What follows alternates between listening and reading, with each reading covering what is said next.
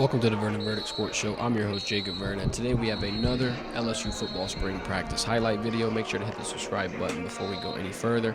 And keep in mind, we have chapters for this video, so you can skip ahead to see any position group or any bit of news that you want. So we got the quarterback room depth update, as y'all asked for. We also took a look at the defensive back room, and we got a pretty good look at the wide receivers and who your starters are going to be. So without further ado, let's get this spring practice footage underway. First thing that the LSU Tigers did today was a little bit of scrimmage. I'd call it a mini scrimmage. You got no defense against them. It's just really the offense. You got the offensive line. Of course, Garrett Nussmeier started. You see Chris Hilton getting the first little look here. And as I've mentioned a couple times, I think this is the year for Chris Hilton Jr. I think, he's bided his time. He's waited. He's developed his bag. I think this is going to be the year where he not only gets the opportunity, but he seizes the moment. He capitalizes, and Cortez Hankton and Joe Sloan look to him for a multitude of opportunities. Not to mention Chris Hilton, you still got Kyron Lacy. That's going to be your predominant wide receiver this year, your wide receiver one, if you will. But joining the mix, you've got a variety of people. Here you got Kyle Parker. You got C.J. Daniels. You can throw in Aaron Anderson in there as your X factor, as we've mentioned before. I think that the blending of all of these weapons is going to be the most difficult part. Not because you don't know what they can do or you don't know if they're talented, but you just want to know how everybody can blend at the same time. These group of guys have not played a game yet together. So when you're doing these little scrimmage drills, when you're doing, these 7-on-7s, you want to try to just gain chemistry as much as possible. You want to try to understand their tendencies, understand where they want the ball, how they want the ball. Hell, even when they want the ball. I think getting these guys as much reps as possible together before fall will create the most cohesive offense, especially since Garrett Nussmeier is taking over as a new starter. He's not a new, rookie-minded quarterback, so there's a veteran mindset to him, especially being in college football for a couple of years. But then you got somebody like A.J. Swan who's sitting. That's a interesting thing that you're going to have to work through this spring camp and fall camp. As Garrett Nussmeier gets greased, you're going to also have to find who the backup's going to be. As we mentioned before, I would think it would be A.J. just because of the experience. He's coming from an SEC school. He's a junior. But then people were mentioning, well, no, look at Ricky Collins. Let's see what he's got to, bring to the table. So I think it'll be a little bit interesting to see what Brian Kelly and Joe Sloan do. It's probably going to come down to who keeps the ball the safest, who can be relied on, in a situation where Nuss goes down. They can not only continue the offense and pick it up where it was left off, but not put them in a spot or dig them in a hole where whenever the starter comes back in, they're going to be completely rusty. They're going to be completely out of momentum. They're going to be out of whack. I think the backup's going to have to be the player that has the most similar play style to your starter. You're going to want to kind of have things not miss a beat whenever you substitute somebody in the instance of an injury. Play style comparisons for Garrett Nussmeier. Him and AJ are very similar. They both are kind of pocket passers with a strong arm. But what I've noticed throughout these mini scrimmages here, as you see Ricky Collins step up and get his reps, is the mobility in the offensive scheme that's still there. Jaden Daniels leaves, and people were wondering if LSU's still going to be incorporating quarterback runs or, quarterback design plays that, see their playmakers get open and see open field. But with Ricky Collins and Garrett Nussmeier, kind of showing off a couple little draws every now and then, it shows you that Joe Sloan's not going to throw that out just yet. So Ricky and Nuss both being mobile, there's kind of an element there that might give Ricky the, not necessarily like dark horse candidate to be the backup, but he's been in the scheme, he knows how things go, and he's not completely out of the race. Just because, he's a 2-year player, he doesn't have that much experience. Yeah, he's kind of unlikely to get the nod, and he's kind of unlikely to be put out there on Saturdays if something, were to break down, compared to a guy who's been out there starting for an SEC school. But when he's able to utilize his skills like he does, and he's able to move and break apart defenses, I think it'll be pretty hard to ignore Ricky Collins. A lot of people are raving about him in the comments, and I think he's a great quarterback. I think another great one, you're going to have to mention Colin Hurley. 17 years old, plenty of time to be able to develop in the college football level. And with someone like Garrett Nussmeier mentoring him, who's been mentored by multiple quarterbacks, who understands the ins and outs of football, been around football his entire life, I think that'll be a pretty big boost. Whether or not Nussmeier leaves this year is not necessarily going to be do or die for the quarterback room. If Nussmeier leaves after 1 year and they have to play a Ricky Collins or a Colin Hurley potentially, or a potential transfer, the things that Nuss lays down in this room and lays down in their head from now until his departure would be extremely crucial, because it's not just knowledge from Nussmeier. It's knowledge from Jaden Daniels. It's knowledge from Max Johnson. It's knowledge from plenty of people, knowledge from his father, who's coached at a variety of respected programs. This is a room that has so much IQ and so much wherewithal that I think every single quarterback in this room is going to be able to do something. Will they all stay here? I don't know. You have a very talented room between Ricky, Colin, Bryce is coming, and not to mention, the fact that Nussmeier could still come back and play another year. That him leaving is all contingent on him having a fantastic debut opening season as LSU football starting quarterback. So we're going to have to pay very close attention to that. And all in all, I think the quarterback room is in good hands. The mentor side of things is very interesting. We'll keep an eye on who the backup quarterback will be throughout these next few spring practices. So make sure to subscribe for that so you don't miss any more highlights. But we're going to go ahead and move things on to one of the more talked about rooms in LSU, the defensive back room. I'd say the defensive room is pretty much the most talked about room as a whole. But position group wise, everybody wants to know, what are the defensive backs doing? How are they getting better? Is Corey Raymond going to be able to have them pressing off the line?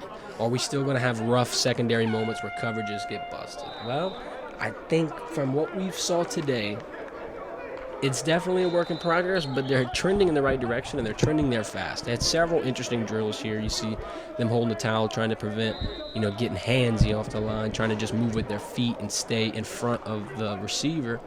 It's interesting, it brings you back to your high school football days. I think Corey Raymond and his creativity and coaching is going to be a huge, huge, huge X factor for this defense's success going forward. We talk about Corey Raymond, and we mentioned the recruiting efforts. We mentioned the fact that he helped piece together DBU with some of the greatest defensive backs that LSU's ever seen. But let's talk about the amount of accountability he puts into this room. You heard Sage Ryan say it. He wants everything to be perfect. If there's a rep that's out there that Corey Raymond finds the most minuscule thing wrong with, he'll let you know. You could have a 99.9% accurate read or play or what have you, and that 0.01% that sticks out to Corey, he'll break it out. He'll break it down. He'll bring it to your attention. That's the type of coaching that we need here at LSU. That's the type of coaching that LSU desperately needed last year. So the fact that you're integrating Corey Raymond, you're bringing in Bo Davis, you're bringing in Blake Baker, you're bringing in talent that is respected, that is creative, and that is going to help level up the defense that, quite frankly, looked like it was generations behind a national championship level defense.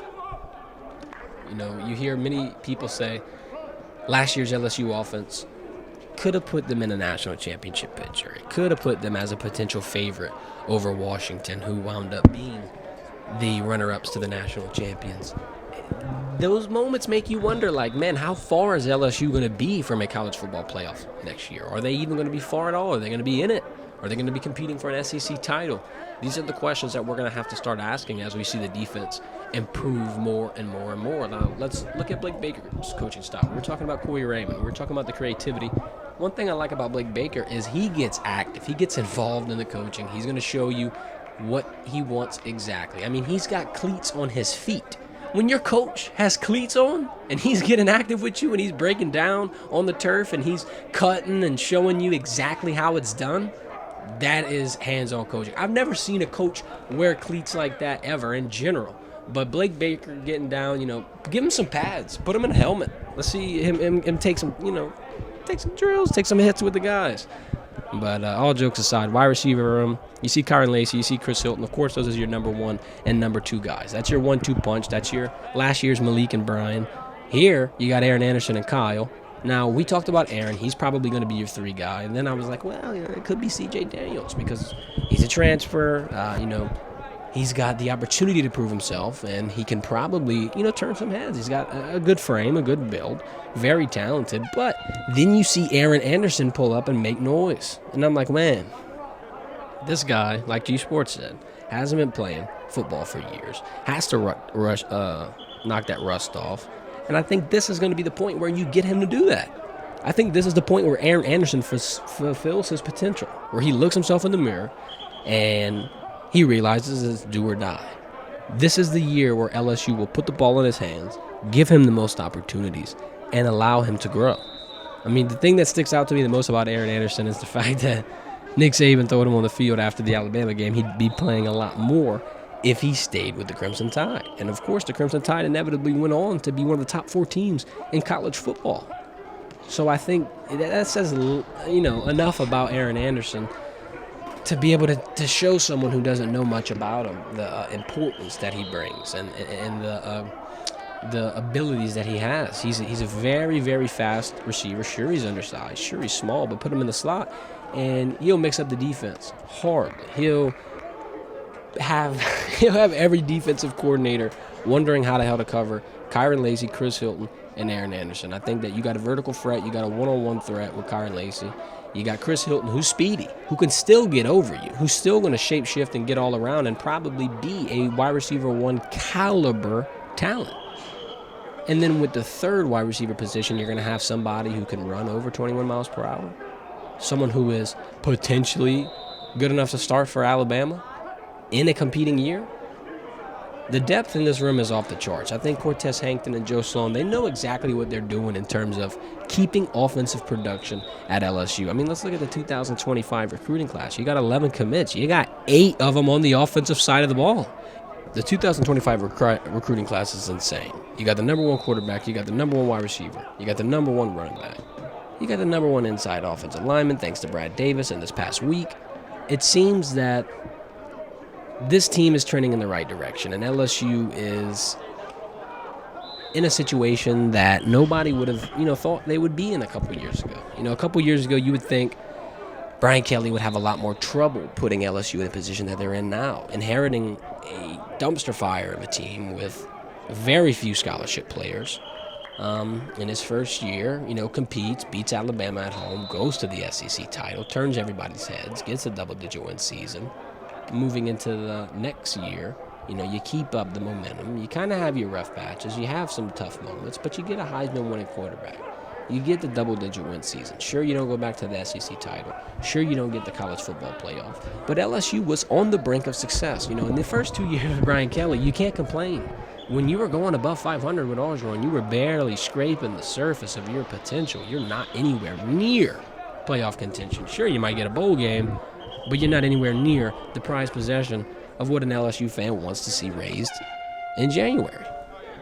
I think now, with these changes, with these additions, with what we've seen in these spring practices, LSU is nearing that national championship potential. They're nearing getting to the point that everybody expected them to be at. And I think it'll be very, very interesting to keep on covering them throughout the spring and seeing how they grow. Make sure to subscribe, hit the notification bell, follow us on social media so you do not miss any more spring football content. We'll be covering every single spring practice. We'll be covering every single spring media event. We'll have all your LSU football coverage. Thanks for watching. This has been the Verdin Sports Show. Y'all have a great day.